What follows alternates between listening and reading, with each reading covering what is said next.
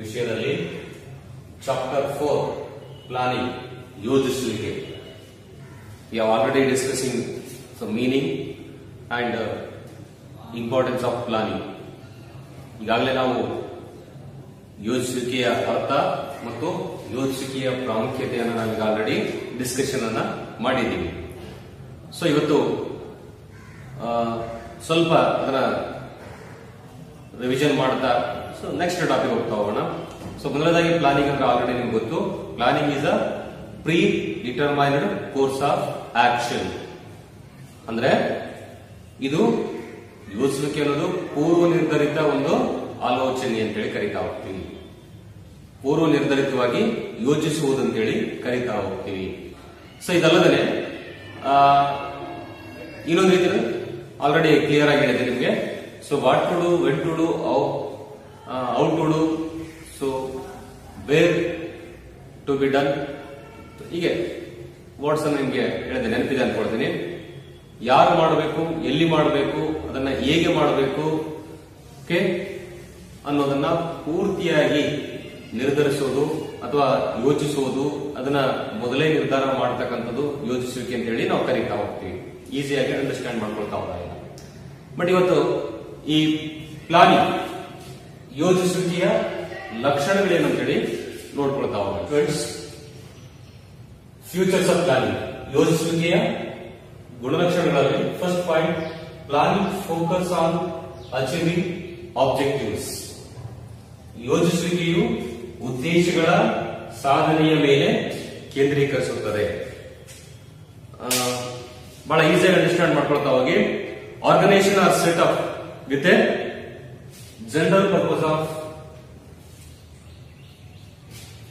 General point of view ಅಂತ ಕರೀತಾರೆ. ಅಂದ್ರೆ ಸಾಮಾನ್ಯ ಉದ್ದೇಶದ ಆಧಾರದ ಮೇಲೆ, ಸಾಮಾನ್ಯ ಉದ್ದೇಶ ಇಟ್ಕೊಂಡು ಏನ್ ಮಾಡ್ತೀವಿ, ಟು ಪ್ರಿಪೇರ್ ದ ಪ್ಲಾನ್, ಯೋಜನೆಯನ್ನು ತಯಾರು ಮಾಡ್ತೀವಿ. ಸಾಮಾನ್ಯ ಉದ್ದೇಶ ಬಹಳ ಈಸಿಯಾಗಿ ಅಂಡರ್ಸ್ಟ್ಯಾಂಡ್ ಮಾಡ್ಕೊಳ್ತಾ ಹೋಗಿ, ಕಂಪನಿಗೆ main purpose profit, survival and growth. ಕಂಪನಿಯ ಮೂಲ ಉದ್ದೇಶ, ಸಾಮಾನ್ಯವಾಗಿರ್ತಕ್ಕಂಥ ಉದ್ದೇಶಗಳು ಯಾವ್ಯಾವ ಅಂದ್ರೆ, ಒಂದು ಲಾಭ ಗಳಿಸೋದು, ಕಂಪನಿಯ ವಸ್ತುಗಳನ್ನ ಬೇಡಿಕೆ ಸೃಷ್ಟಿ ಮಾಡೋದು, ಅಸ್ತಿತ್ವ ಅಂತ ಕರಿತಾ ಹೋಗ್ತೀವಿ. ಗ್ರೋತ್, ಕಂಪನಿಯನ್ನು ಸಾಕಷ್ಟು ಕಡೆ ಬೆಳೆಸ್ತಕ್ಕಂಥದ್ದು, ಬೆಳವಣಿಗೆ ಮಾಡತಕ್ಕಂಥದ್ದು. ಅದೇ ಹೇಳ್ತಾ ಹೋಗ್ತೀವಿ. Planning focus on achieving objectives, ಯೋಜಿಸುವಿಕೆ ಉದ್ದೇಶಗಳ ಸಾಧನೆ ಮೇಲೆ ಕೇಂದ್ರೀಕರಿಸ್ತಾ ಹೋಗುತ್ತೆ. So in specific goal are set out in the plan along with the activities. ಹೇಳ್ತಕ್ಕಂಥದ್ದು ಇಷ್ಟೇ, ಯಾವುದೇ ಸ್ಪೆಸಿಫಿಕ್ ಪ್ಲಾನ್ ಆಗಿದ್ರು ಕೂಡ ಏನ್ ಮಾಡ್ತೀವಿ, ನಿರ್ದಿಷ್ಟ ಗುರಿಯನ್ನು ಇಟ್ಕೊಂಡೇ ಸ್ಟಾರ್ಟ್ ಮಾಡ್ತೀವಿ, ನಿರ್ದಿಷ್ಟ ಗುರಿಯನ್ನು ಇಟ್ಕೊಂಡೇ ನಾವು ಪ್ರಾರಂಭ ಮಾಡ್ತೀವಿ ಅನ್ನೋದು ಸ್ಪೆಸಿಫಿಕ್ ಗೋಲ್. ಸೊ ನಿರ್ದಿಷ್ಟ ಗುರಿ ಯಾವುದು, ಈಗ ತಾನು ಹೇಳಿದೆ ನಾನು, ಪರ್ಟಿಕ್ಯುಲರ್ ಆಗಿ ಒಂದು ಕಂಪನಿಯ ಮೇನ್ ಗೋಲ್ ಏನಿದೆ, ಅರ್ನಿಂಗ್ ದ ಪ್ರಾಫಿಟ್, ಲಾಭ ಗಳಿಸುವುದು ಅಂತ ಕರಿತಾ ಹೋಗ್ತೀವಿ. So main purpose of business earning the profit. ಹಾಗೆ ಅದ್ರ ಜೊತೆ ನೋಡಿಕೊಂಡಾಗ planning focus on particular objectives. ಯೋಚಿಸುವಿಕೆ ಒಂದು ನಿರ್ದಿಷ್ಟ ಉದ್ದೇಶ ಇಟ್ಟುಕೊಂಡೇ ಇದು ತಯಾರು ಮಾಡ್ತಕ್ಕಂಥದ್ದು. ಸೊ ನಿರ್ದಿಷ್ಟ ಉದ್ದೇಶ ಯಾವುದು ನಾನು ಹೇಳಿದ್ರೆ ಕೇಂದ್ರೀಕರಿಸುತ್ತೆ. ಫಾರ್ ಎಕ್ಸಾಂಪಲ್ ಏನಂದ್ರಲ್ಲ, ಲಾಭ ಗಳಿಸೋದಷ್ಟೇ ನಮ್ಮ ಉದ್ದೇಶ ಆಗಿತ್ತು ಅಂದ್ರೆ ಕಂಪನಿಯ ಲಾಭದ ಕಡೆ ಮಾತ್ರ ಯೋಜನೆಯನ್ನು ತಯಾರು ಮಾಡ್ತೀವಿ. ಕಂಪನಿಯ ಸೇಲ್ಸ್ ಅನ್ನು ಇನ್ಕ್ರೀಸ್ ಮಾಡಬೇಕು ಅಂದ್ರೆ ಮಾರುಕಟ್ಟೆಯಲ್ಲಿ ಅದರ ಪ್ರಾಡಕ್ಟ್ ಅನ್ನ, ಮಾರುಕಟ್ಟೆಗೆ ನಮ್ಮ ಪ್ರಾಡಕ್ಟ್ ಅನ್ನ ಜಾಸ್ತಿ ಸೇಲ್ ಆಗುವಂತೆ ಅಡ್ವರ್ಟೈಸ್ಮೆಂಟ್ ಮಾಡತಕ್ಕಂಥದ್ದು, ಅಥವಾ ಸೇಲ್ಸ್ ಆಗೋ ರೀತಿ ಯಾವ ರೀತಿ ಅಟ್ರಾಕ್ಟಿವ್ ಒಂದು ಪ್ರಮೋಟಿಂಗ್ ಸ್ಕಿಲ್ಸ್ ಅನ್ನ ಯೂಸ್ ಮಾಡಬೇಕು ಅಂದ್ರೆ ಇದಕ್ಕೆ ಮೇನ್ ಪರ್ಪಸ್ ಅಥವಾ ಮೇನ್ ಫೋಕಸ್ ಮಾಡತಕ್ಕಂಥದ್ದು ಪ್ಲಾನ್. ಅಂದ್ರೆ ಯೋಜನೆಗೆ ತಕ್ಕಂತೆ ಅಥವಾ ನಮ್ಮ ಕೆಲಸಕ್ಕೆ ತಕ್ಕಂತೆ, ಉದ್ದೇಶಕ್ಕೆ ತಕ್ಕಂತೆ ಯೋಜನೆಯನ್ನ ತಯಾರು ಮಾಡಬಹುದು. ಅದಕ್ಕೆ focus on achieving the objectives. ಅಂದ್ರೆ ನಿರ್ದಿಷ್ಟ ಉದ್ದೇಶ, ನಿರ್ದಿಷ್ಟ ಗುರಿಯನ್ನು ಮುಟ್ಟೋದಕ್ಕೆ ಮಾತ್ರ ಏನ್ ಮಾಡ್ತಿದ್ದು ಫೋಕಸ್ ಅಂದ್ರೆ ಕೇಂದ್ರೀಕರಿಸ್ತಾ ಹೋಗುತ್ತೆ. ಸೊ ಈಸಿಯಾಗಿ ಮತ್ತೆ ಸರ್ ಹೇಳ್ತಾ ಇದ್ದೀನಿ ನೋಡಿ, ನೆನ್ಪಿಡ್ಕೊಂಡ್ರಿ. ಯೋಜನೆ ಅನ್ನೋದನ್ನ ನಿರ್ದಿಷ್ಟ ಉದ್ದೇಶದ ಆಧಾರದ ಮೇಲೆ ತಯಾರು ಮಾಡ್ತೀವಿ, ಒಂದು. ಎರಡನೇದು, ಆ ಗುರಿಯನ್ನು ಮುಟ್ಟೋದಕ್ಕೆ ಯಾವ್ಯಾವ ರೀತಿಯ ಅಂದ್ರೆ ಒಂದು ಗುರಿಗಳನ್ನು ಮುಟ್ಟಬೇಕಾದ್ರೆ ಯಾವ್ಯಾವ ರೀತಿ ತಯಾರು ಮಾಡಬೇಕು, ಹೇಗೆ ಮಾರಾಟ ಮಾಡಬೇಕು, ಹೇಗೆ ನಮ್ಮ ಗೂಡ್ಸ್ ಅನ್ನ ಸೇಲ್ ಮಾಡಬೇಕು ಅನ್ನೋದನ್ನ ಪೂರ್ವ ನಿರ್ಧರಿತವಾಗಿ ಮೊದಲೇ ನಿರ್ಧಾರ ಮಾಡತಕ್ಕಂಥದ್ದು. ಸೊ ಸಾಮಾನ್ಯವಾಗಿ ಉದ್ದೇಶಗಳು ಸ್ಪಷ್ಟವಾಗಿರ್ತವೆ, ಶುಡ್ ಬಿ ಕ್ಲಿಯರ್. ಸ್ಪಷ್ಟವಾಗಿರ್ತವೆ. ಶುಡ್ ಬಿ ಕ್ಲಿಯರ್ ಗೋಲ್ ಅಂತ ಅಂದ್ರೆ ನಿರ್ದಿಷ್ಟ ಉದ್ದೇಶ ಇಟ್ಟುಕೊಂಡೇ ಯೋಜನೆಯನ್ನ ತಯಾರು ಮಾಡತಕ್ಕಂಥದ್ದು. ಸೊ ಈಸಿಯಾಗಿ ಅಂಡರ್ಸ್ಟ್ಯಾಂಡ್ ಮಾಡ್ಕೊಳ್ಳಿ. ಸೊ 1 or 2 ಟೈಮ್ ವಿಡಿಯೋ ನೋಡಿದಾಗ ನಿಮ್ಗೆ ಅರ್ಥ ಆಗುತ್ತೆ. ಜೊತೆಗೆ ಪುಸ್ತಕ ನೋಡಿ. Second point, planning is a primary function of management. ಕನ್ನಡದಲ್ಲಿ ಯೋಜಿಸುವಿಕೆಯು ನಿರ್ವಹಣೆಯ ಪ್ರಾಥಮಿಕ ಕಾರ್ಯವಾಗಿದೆ. Planning is the first function of management. First primary function of management. ಯೋಜಿಸುವಿಕೆ ಅನ್ನೋದು ನಿರ್ವಹಣೆ ಎಲ್ಲಾ ಕಾರ್ಯಗಳಿಗಿಂತ ಮೊದಲು ಬರತಕ್ಕಂಥದ್ದು. ಫಸ್ಟ್ ಫಂಕ್ಷನ್ ಅಂತ ಕರೀತಾ ಹೋಗ್ತೀವಿ. It's a base on other functions. ಅಂದ್ರೆ ಈ ಯೋಜನೆಯ ನಂತರ ಎಲ್ಲಾ ಕಾರ್ಯಗಳು ಬರ್ತಕ್ಕಂಥದ್ದು. ಈ ಯೋಜನೆಯ ಮೇಲೆ ಎಲ್ಲಾ ಕಾರ್ಯಗಳು ನಿಂತಿರ್ತಕ್ಕಂಥದ್ದು. So based on other functions of management. ಅಂದ್ರೆ ನಿರ್ವಹಣೆ ಎಲ್ಲಾ ಕಾರ್ಯಗಳು ಯೋಜನೆಯ ಅಥವಾ ಯೋಜಿಸುವಿಕೆಯ ಮೇಲೆ ನಿಂತಿರ್ತಕ್ಕಂಥದ್ದು. ಯೋಜಿಸುವಿಕೆ ನಂತರನೇ ಅವುಗಳು ಬರ್ತಕ್ಕಂಥದ್ದು. ಅದಕ್ಕೆ ಇದನ್ನ ಪ್ರೈಮರಿ ಫಂಕ್ಷನ್ ಅಂತ ಹೇಳಿ ಕರೀತಾ ಹೋಗ್ತೀವಿ. ಸಪೋಸ್ ಉದಾಹರಣೆಗೆ ಆಲ್ರೆಡಿ ಈ ತರ ಎಕ್ಸಾಂಪಲ್ ಕೂಡ ಕೊಟ್ಟಿದ್ದೀನಿ.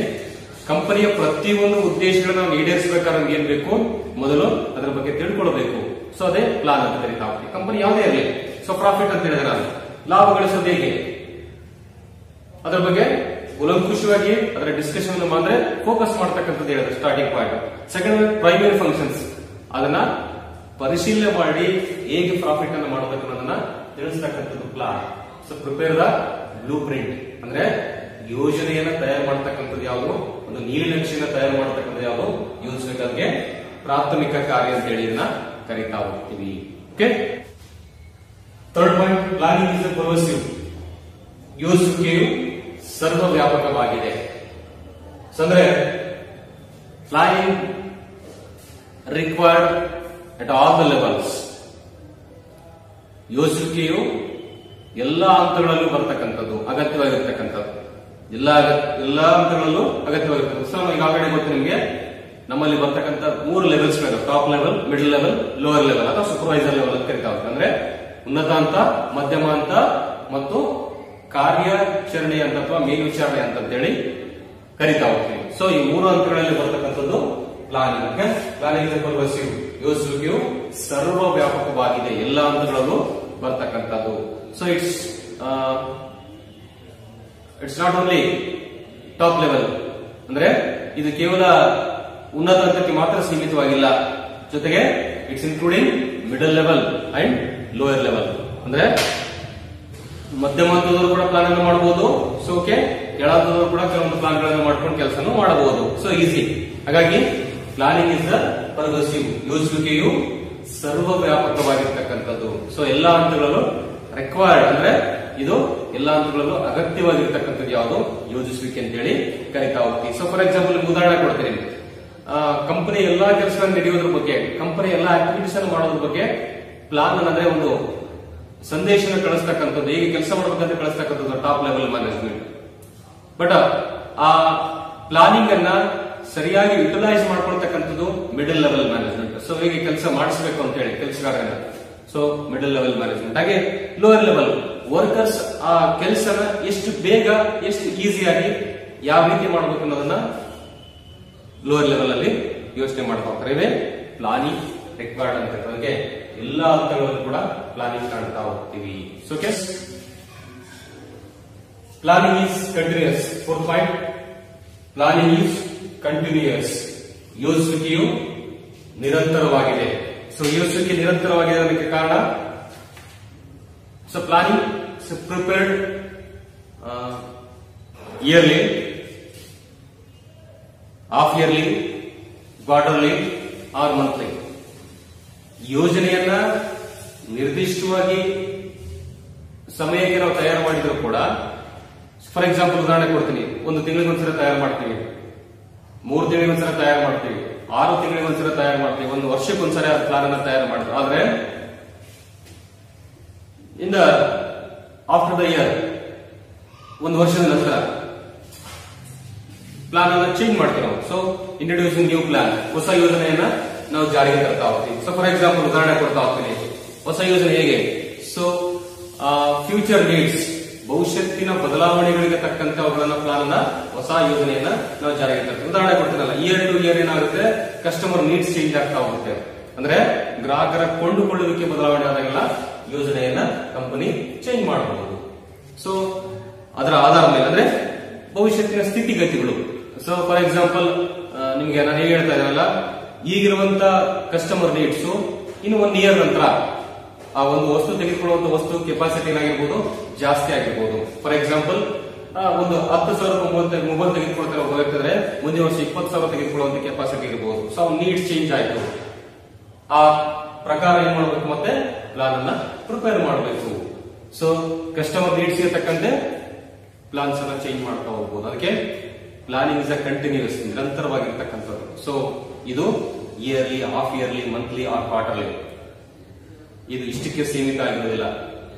It's not end, it's continuous to after the year. ಅಂದ್ರೆ 1 ವರ್ಷದ ನಂತರ ಕೂಡ ಸೊ ನ್ಯೂ ಪ್ಲಾನ್ ಏನಾಗುತ್ತೆ, ಜಾರಿಗೆ ಬರ್ತಾ ಹೋಗುತ್ತೆ. ಸೊ ಇದು ಪ್ಲಾನಿಂಗ್, ಇಟ್ಸ್ ಅ ಕಂಟಿನ್ಯೂಸ್ ಅಂತ. ಪ್ಲಾನಿಂಗ್ ಇಸ್ ಅ ಫ್ಯೂಚರಿಸ್ಟಿಕ್, ಯೋಜಿಸುವಿಕೆಯು ಭವಿಷ್ಯಕ್ಕೆ ಸಂಬಂಧಿಸಿದೆ. ಸೊ ಇದನ್ನ ಈಸಿಯಾಗಿ ಅಂಡರ್ಸ್ಟ್ಯಾಂಡ್ ಮಾಡ್ಕೋಬೇಕಂದ್ರೆ, planning it's a preparing based on futuristic ಅಥವಾ ಫ್ಯೂಚರ್ ಇವೆಂಟ್ಸ್. ಅಂದ್ರೆ ಮುಂದಿನ ಭವಿಷ್ಯಕ್ಕೆ ಸಂಬಂಧಪಟ್ಟಂಗೆ ಅಥವಾ ಮುಂದಿನ ಭವಿಷ್ಯದಲ್ಲಿ ಬರುವಂತಹ ಸಂಗತಿಗಳ ಆಧಾರದ ಮೇಲೆ ಏನ್ ಮಾಡ್ತೀವಿ, ನಾವು ಯೋಜಿಸುವಿಕೆಯನ್ನ ತಯಾರು ಮಾಡ್ತಾ ಹೋಗ್ತೀವಿ. So planning is a forecasting, ಅಂದ್ರೆ ಮುನ್ನಂದಾಜು ಅಂತ ಕರಿತೀವಿ. Planning is a forecasting analysing the futuristic, ಅಂದ್ರೆ ಭವಿಷ್ಯದಲ್ಲಿ ಬರ್ತಕ್ಕಂಥ ಮುನ್ನಂದಾಜು ಅಥವಾ ಅದಕ್ಕೆ ಸಂಬಂಧಪಟ್ಟಿರ್ತಕ್ಕಂಥ ವಿಶ್ಲೇಷಣೆ, ಇವುಗಳ ಬಗ್ಗೆ ತಿಳ್ಕೊಂಡು ಮಾಡತಕ್ಕಂಥದ್ದು ಯೋಜಿಸುವಿಕೆ ಅಂತ ಕರಿತೀವಿ. ಸೊ ಫಾರ್ ಎಕ್ಸಾಂಪಲ್ ಹೇಳ್ತಾ ಇರ್ತೀನಿ, ಸೇಲ್ಸ್, ಮಾರಾಟ ಪ್ರಮಾಣ ಹೆಚ್ಚಿಗೆ ಮಾಡಬೇಕು, ಸೇಲ್ಸ್ ಅನ್ನು ಇನ್ಕ್ರೀಸ್ ಮಾಡಬೇಕಂದ್ರೆ ಅದಕ್ಕೆ ಸಂಬಂಧಪಟ್ಟಾಗ ಪೂರ್ವ ಅಂದ್ರೆ ಫ್ಯೂಚರ್ಲಿ ಮುಂದೆ ನಾವು ಹೇಗೆ ಇನ್ಕ್ರೀಸ್ ಮಾಡಬೇಕು ಅನ್ನೋದ್ರ ಬಗ್ಗೆ ನಾವು ಪ್ಲಾನ್ ಅನ್ನು ಪ್ರಿಪೇರ್ ಮಾಡ್ತೀವಿ. ಅದಕ್ಕೆ ಫ್ಯೂಚರಿಸ್ಟಿಕ್ ಅಂತ ಹೇಳ್ತಾರೆ. ಸಪೋಸ್ ಉದಾಹರಣೆ ಕೊಡ್ತೀನಿ, ಈ ಸೇಲ್ಸ್ ನಮ್ದು ಈ ವರ್ಷ ನಮ್ದು ಕೇವಲ ಫಾರ್ ಎಕ್ಸಾಂಪಲ್ 10 ಲಕ್ಷ ಮಾತ್ರ ಇದೆ ಸೇಲ್ಸ್, ನೆಕ್ಸ್ಟ್ ಇಯರ್ ನಮ್ದು 20 ಲಕ್ಷ ಇನ್ಕ್ರೀಸ್ ಮಾಡಬೇಕು, ಅಂದ್ರೆ 10 ಲಕ್ಷ ಜಾಸ್ತಿ ಮಾಡಬೇಕು. ಸೊ ಈ ವರ್ಷ 10 lakhs ಇದೆ, ನೆಕ್ಸ್ಟ್ ಇಯರ್ ಇನ್ಕ್ರೀಸ್ 20 lakhs, ಅಂದ್ರೆ ಅದನ್ನ 10 ರಿಂದ 20 ಲಕ್ಷಕ್ಕೆ ಇನ್ಕ್ರೀಸ್ ಮಾಡಬೇಕು. ಅಂದ್ರೆ ಅದಕ್ಕೆ ಏನ್ ಮಾಡಬೇಕು, to prepare the plan, futuristic plan, ಅಂದ್ರೆ ಭವಿಷ್ಯತ್ತಿಗೆ ಸಂಬಂಧಪಟ್ಟಿರ್ತಕ್ಕಂಥ ಯೋಜನೆ ತಯಾರು ಮಾಡೋದು ಸೇಲ್ಸ್ ಫೋರ್ಕಾಸ್ಟಿಂಗ್ ಪ್ಲಾನ್ ಅಂತ ಕರೀತಾರೆ. ಅಂದ್ರೆ ಮಾರಾಟದ ಉದ್ದೇಶ ಇಟ್ಟುಕೊಂಡು ಅಥವಾ ಮಾರಾಟದ ಆಧಾರದ ಮೇಲೆ ಯೋಜನೆಯನ್ನ ತಯಾರು ಮಾಡತಕ್ಕಂಥದ್ದು ಅಂತೇಳಿ ಕರೀತಾ ಹೋಗ್ತದೆ. ಅಂದ್ರೆ ಪ್ಲಾನಿಂಗ್ ಫ್ಯೂಚರಿಸ್ಟಿಕ್, ಭವಿಷ್ಯಕ್ಕೆ ಸಂಬಂಧಿಸಿದೆ, ಮುಂದಿನ ಭವಿಷ್ಯಕ್ಕೆ ಸಂಬಂಧಪಟ್ಟಿರ್ತಕ್ಕಂಥದ್ದನ್ನು ಮಾತ್ರ ಯೋಜನೆ ತಯಾರು ಮಾಡುತ್ತೆ ಅಂತ ಹೇಳಿದ ಅರ್ಥ.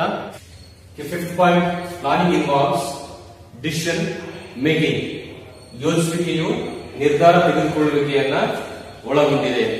ಸೊ ಫಾರ್ ಎಕ್ಸಾಂಪಲ್, ಸೊ ನಿಮಗೆ ಬಹಳ ಈಸಿಯಾಗಿ ಹೇಳ್ಬೋದು, ಅಂದ್ರೆ ಯೋಜಿಸುವಿಕೆ ಕೆಲವೊಂದು ನಿರ್ಧಾರ ತೆಗೆದುಕೊಳ್ಳೋದಕ್ಕೆ ಆಲ್ಟರ್ನೇಟಿವ್ಸ್, ಅಂದ್ರೆ ನಾವು ಪರ್ಯಾಯ ಮಾರ್ಗಗಳನ್ನು ಆಯ್ಕೆ ಮಾಡಿಕೊಳ್ಳೋದಕ್ಕೆ ಯೋಜಿಸುವಿಕೆ ಸಹಾಯ ಮಾಡ್ತಾ ಹೋಗುತ್ತೆ.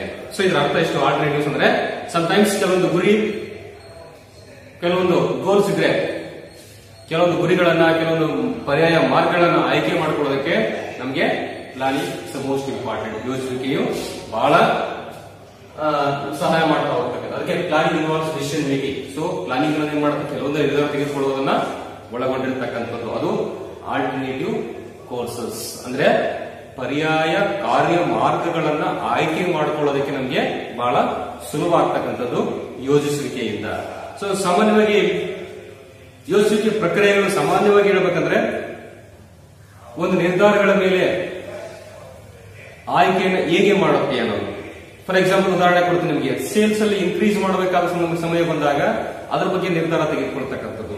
ಸೊ ಪರ್ಚೇಸಿಂಗ್, ಎಷ್ಟು ಪರ್ಚೇಸ್ ಮಾಡಬೇಕು ಅನ್ನೋದ್ರ ಬಗ್ಗೆ ಸಂಬಂಧ ಬಂದಾಗ ಈ ಒಂದು ದಿವಸಕ್ಕೆ ಎಷ್ಟು ರಾ ಮಟೀರಿಯಲ್ ಖರ್ಚಾಗ್ತಾ ಇದೆ, ಎಷ್ಟು ರಾ ಮಟೀರಿಯಲ್ ಯುಟಿಲೈಸ್ ಆಗ್ತಾ ಇದೆ, ಆ ಬೇಸಿಸ್ ಮೇಲೆ ಏನ್ ಮಾಡ್ತೀವಿ, ಕಚ್ಚಾ ಪದಾರ್ಥನ ಅಥವಾ ರಾ ಮಟೀರಿಯಲ್ ಪರ್ಚೇಸ್ ಮಾಡ್ತಕ್ಕಂಥದ್ದು. ಆದ್ರೆ ಇಂಥ ನಿರ್ಧಾರಗಳು ತೆಗೆದುಕೊಳ್ಳೋದಕ್ಕೆ ಬಹಳ ಈಸಿಯಾಗಿ ಯಾವುದು, ಪ್ಲಾನಿಂಗ್ ಬೇಕು. ಅದಕ್ಕೆ planning involves decision making. Okay, so last point,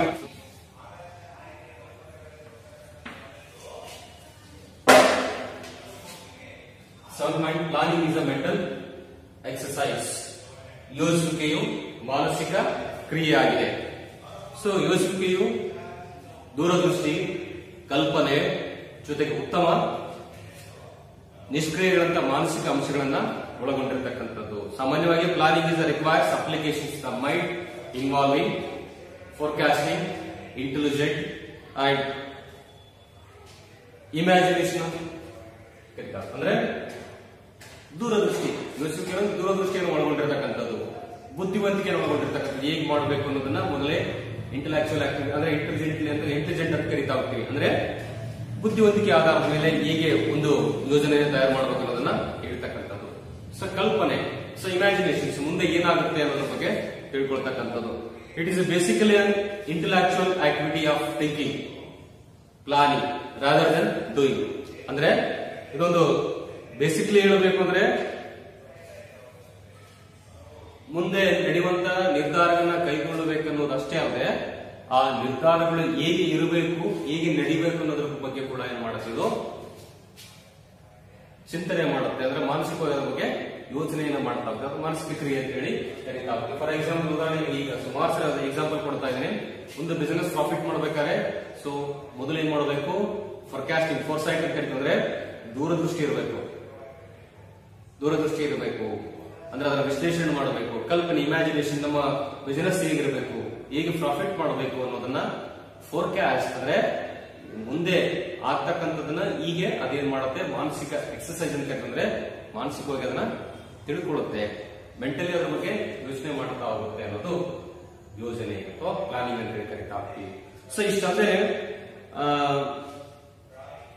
ಯಾವಾಗ್ಲೂ ಪ್ಲಾನಿಂಗ್ ಏನಾಗುತ್ತೆ, ಇಟ್ಸ್ ಸಿಸ್ಟಮೆಟಿಕ್ ಪ್ರೋಸೆಸ್ ಅಂತ ಕರಿತೀವಿ. ಅಂದ್ರೆ ಕ್ರಮಬದ್ಧವಾಗಿರ್ತಕ್ಕಂಥ ಒಂದು ಕೆಲಸ ಇದೆ. ಸಿಸ್ಟಮೆಟಿಕ್ ಪ್ರೋಸೆಸ್, ಸಿಸ್ಟಮೈಸ್ಡ್ ಪ್ರೋಸೆಸ್ ಅಂತ ಕರಿತಾ ಹೋಗ್ತದೆ. ಅಂದ್ರೆ ಕ್ರಮಬದ್ಧವಾಗಿರ್ತಕ್ಕಂಥದ್ದು. ಯಾವಾಗ್ಲೂ ಪ್ಲಾನ್ ಏನಾಗುತ್ತೆ, ಕ್ರಮಬದ್ಧವಾಗಿರುತ್ತೆ. ಯಾವ್ದ್ರ ಬಗ್ಗೆ ಪ್ಲಾನ್ ಅನ್ನು ಪ್ರಿಪೇರ್ ಮಾಡ್ತೀವೋ ಅದ್ರ ಬಗ್ಗೆ ಮಾತ್ರ ಸಿಸ್ಟಮೆಟಿಕ್ ಆಗಿರುತ್ತೆ. ಫಾರ್ ಎಕ್ಸಾಂಪಲ್ ನಾವು ಸುಮಾರು ಸಲ ಇದನ್ನ ಬರೀ ಬಿಸಿನೆಸ್ ಅಷ್ಟೇ ಹೋಲಿಕೆ ಮಾಡೋದು ಬೇಡ. ಒಂದು ಮನೆಯನ್ನು ತಗೊಂಡಾಗ ಏನ್ ಮಾಡ್ತೀವಿ, ನಾವು ಮನೆಯ ಪ್ಲಾನ್ ಅನ್ನು ಕೂಡ ಏನ್ ಮಾಡ್ತೀವಿ, ಸಿಸ್ಟಮೆಟಿಕ್ ತಯಾರು ಮಾಡ್ತೀವಿ. ಸೊ ಮನೆಯ ಯಾವ ಭಾಗದಲ್ಲಿ ಏನೇನ ಕಟ್ಟಬೇಕು, ಏನೇನು ಇರಬೇಕು ಅನ್ನೋದ್ರ ಬಗ್ಗೆ ಮೊದಲೇ ನಾವೇನ್ ಮಾಡ್ತೀವಿ, ಥಿಂಕ್ ಮಾಡ್ತೀವಿ. ಫೋರ್ಸೈಟ್ ಅಂತ ಅಂದ್ರೆ ದೂರದೃಷ್ಟಿ ಇಟ್ಕೊಂಡಿರ್ತೀವಿ. ಇಮ್ಯಾಜಿನೇಷನ್, ಕಲ್ಪನೆ ಮಾಡ್ಕೊಳ್ತೀವಿ, ಅದನ್ನೇ ಪ್ಲಾನಿಂಗ್ ಮಾಡ್ತಕ್ಕಂಥದ್ದು. ಸೊ ಪ್ಲಾನಿಂಗ್ ಒಂದು ಬಿಸಿನೆಸ್ ಬಗ್ಗೆ ಮಾಡ್ತಕ್ಕಂಥದ್ದು. ಓಕೆ, ಸೊ ಇಷ್ಟು ಈ ವಿಡಿಯೋನ ನೋಡ್ತಾ ಇದ್ರೆ ಅನ್ಕೊಳ್ತೀನಿ. ಸೊ ನಿಮ್ಗೆ ಏನಾದ್ರು ಡೌಟ್ಸ್ ಇದೆ ಸೊ ವಿಡಿಯೋ ಕೆಳಗಡೆ ಕಾಮೆಂಟ್ಸ್ ಅನ್ನ ಮಾಡಿ. ಸೊ ವಿಡಿಯೋ ನೋಡಿರ್ತಕ್ಕಂಥ ಎಲ್ಲಾ ವಿದ್ಯಾರ್ಥಿಗಳು ಸಬ್ಸ್ಕ್ರೈಬ್ ಆಗೋದನ್ನ ದಯವಿಟ್ಟು ಮರೆಯಬೇಡಿ. ಸೊ 1 or 2 ಟೈಮ್ ವಿಡಿಯೋ ನೋಡ್ಲೇಬೇಕು. ನೋಡಿದ್ರೆ ಏನಾಗುತ್ತೆ, ನಿಮ್ಗೆ ಆ ಕಾನ್ಸೆಪ್ಟ್ ಬಗ್ಗೆ ನಿಮ್ಗೆ ಅರ್ಥ ಆಗುತ್ತೆ. ಜೊತೆಗೆ ನಿಮ್ಮ ಹತ್ರ ಪುಸ್ತಕ ಇದ್ರೆ ಇನ್ನೊಂದು ಸ್ವಲ್ಪ ಇದು ಅರ್ಥ ಆಗ್ತಾ ಹೋಗುತ್ತೆ. ಸೊ ನೆಕ್ಸ್ಟ್ ವಿಡಿಯೋದಲ್ಲಿ ನಿಮ್ಮನ್ನ ನಾನು ಭೇಟಿ ಆಗ್ತೀನಿ. ಸೊ ಅಲ್ಲಿವರೆಗೂ ಧನ್ಯವಾದ. ಸೊ ದಯವಿಟ್ಟು ಸಬ್ಸ್ಕ್ರೈಬ್ ಆಗೋದನ್ನ ಮರಿಬೇಡಿ, ಶೇರ್ ಮಾಡೋದನ್ನ ಮರಿಬೇಡಿ, ಲೈಕ್ ಮಾಡೋದನ್ನ ಮರಿಬೇಡಿ, ಕಾಮೆಂಟ್ ಮಾಡೋದನ್ನ ಮರಿಬೇಡಿ. ಸೊ ಎಲ್ರಿಗೂ ಧನ್ಯವಾದಗಳು. ಸೊ ನೆಕ್ಸ್ಟ್ ವಿಡಿಯೋದಲ್ಲಿ ನಾನು ಭೇಟಿ ಆಗ್ತೀನಿ.